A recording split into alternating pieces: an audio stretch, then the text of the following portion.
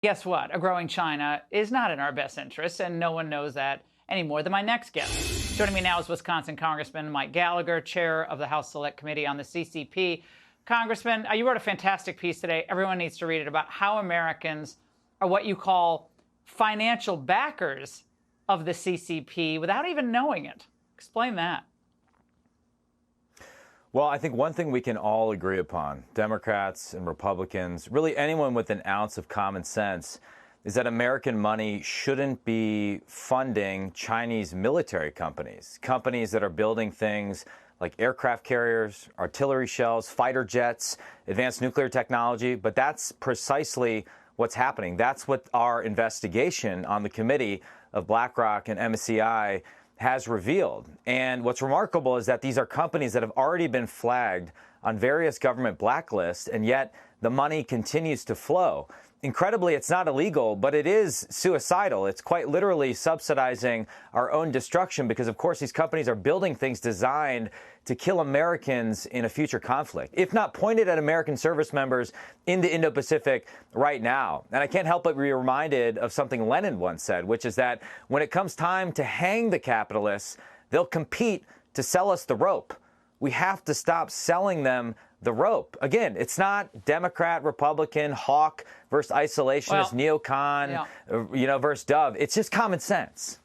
I have no doubt that if Biden, heaven forbid, is reelected, those Trump tariffs that have been quite successful in holding China back on its heels, those are going to be pulled off. All you need to do is listen to Raimondo and the parade of Biden officials who've sucked up to China over the past 2 months. She won't even have TikTok ban. That's not even being discussed.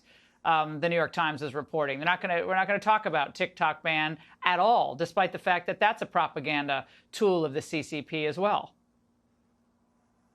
Well, what's really troubling is just so that Raimondo and before her Blinken, Yellen, and John Kerry can sit down with the CCP and get a photo op, we delay key defensive action. We make preemptive concessions just to get to the negotiating table. Such a joke. And meanwhile, China doesn't make any concessions. They don't do anything meaningful to stop fentanyl flows. They continue their cyber warfare against us. It sends a signal of weakness around the world. But, Congressman, look, don't you agree that the Democrats are far more comfortable and willing to sit across the table with the CCP than they are in sitting across the table from the GOP?